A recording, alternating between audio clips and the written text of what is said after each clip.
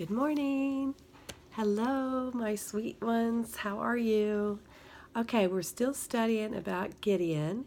Yesterday, he asked for more confirmation from God that he was indeed the right person to be used by God to deliver the Israelites. And God gives him the sign and lets the fleece be dry when it's wet and wet when it was dry. So today we actually get around to the actual battle. He does receive some more confirmation. It's kind of interesting though. So we're in chapter 7, verse 1. So Jerubbaal, that is Gideon. Remember, that was his new name he got when he tore down the Baal. And his army got up early and went as far as the spring of Harod.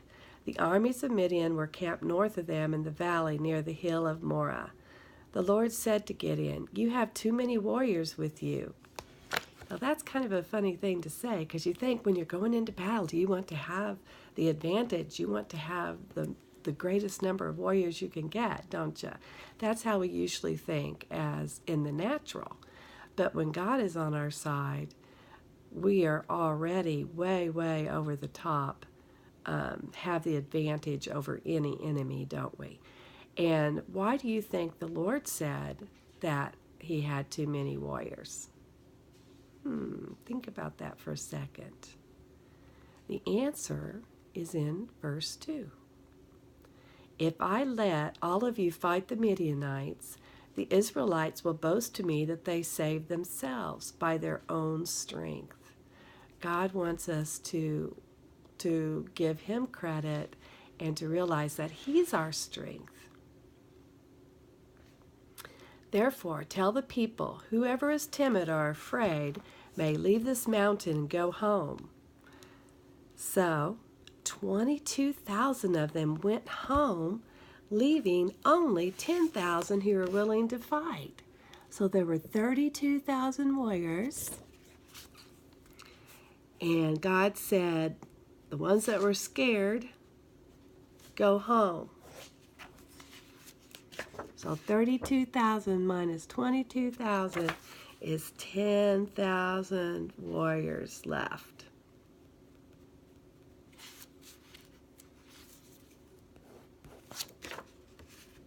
$10,000.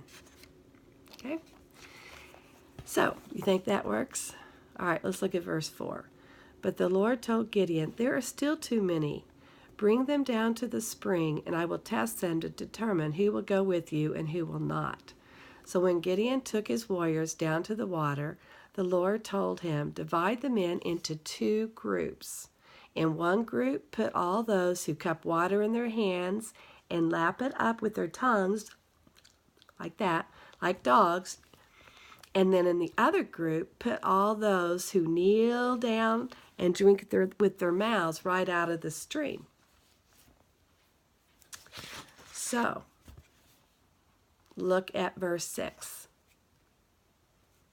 We are going from 10,000 warriors to 300.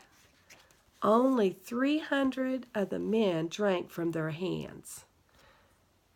That would be a lot safer, because if you're drinking out of your hand, you can kind of look around.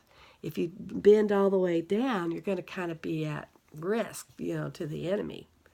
I don't know if that's the reason or not, but it makes sense, doesn't it? So 300, so they went from 32,000 warriors all the way down to 300 warriors. Verse 7, the Lord told Gideon, "With these 300 men, I will rescue you and give you victory over the Midianites. Send all the others home."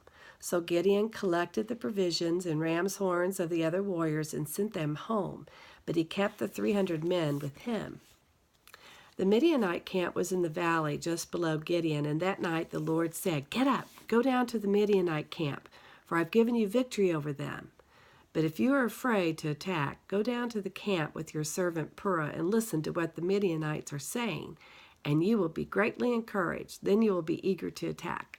Which is kind of funny that you think that you would go down to the enemy's camp to be encouraged that to understand that they were actually scared and were afraid that you were going to overtake them.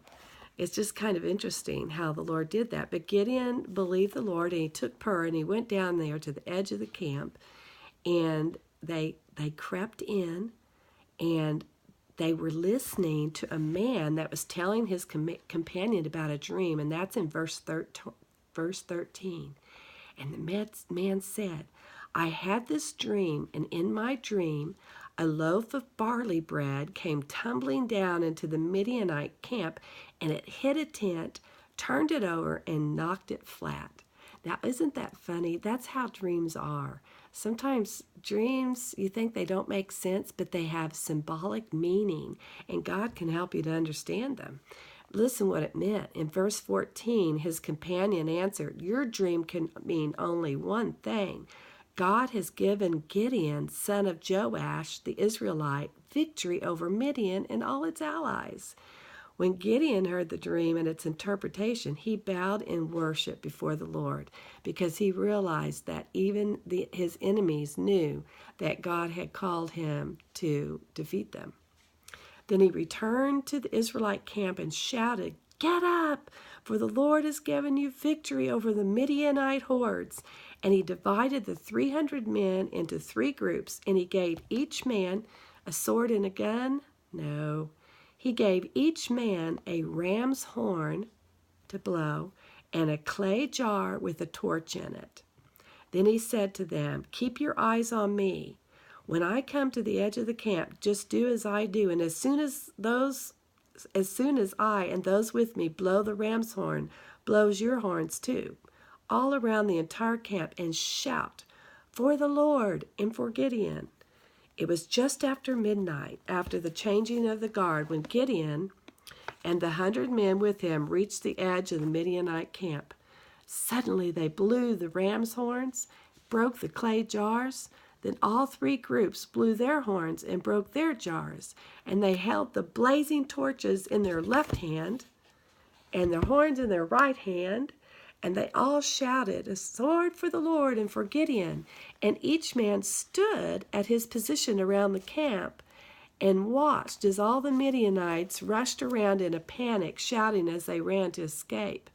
And when the 300 Israelites blew the ram horn, the Lord caused the warriors in the camp to fight against each other with their swords. And those who were not killed fled to places far away. And then Gideon sent for warriors of Naphtali, Asher, and Manasseh in chasing them. So they defeated the Midianites. Isn't that a wild plan that God had? They didn't even use their own swords. The enemy got so confused that the enemy actually killed themselves. So God was victorious. Gideon learned that he was the deliverer for the children of Israel, and he was obedient, and God got all the glory. Only 300 men with torches and ram's horns, and the Midianites were defeated. And if you look on over, there's a lot of things that happen, but they had peace, I think for 40 years. I was going to try to find that for you. And they had peace for 40 years. Yeah. Look in chapter 8, verse 28. That is the story how the people of Israel defeated Midian, which never recovered. Throughout the rest of Gideon's lifetime, about 40 years, there was peace in the land. But the sad thing is, guess what happened in verse 33? When Gideon, their judge who believed in God, was gone, the people of Israel began to worship Baal again, and they forgot the Lord their God, who had rescued them from all their enemies. So this is a very important lesson for us to remember, is to always remember what God has done. Always remind yourself of what God has done, and teach it to your children too, because we don't want to forget that what God has done for us. and that His saving power that He has given us, and His promises that He has given us, and our ability to overcome evil in our lives, He has given to us, and our victory to live eternally and to have life forever and ever is given to us. We never want to forget that, do we? All right, guys, be brave and courageous today. Trust in and lean on God and give Him the glory. I love you. Bye.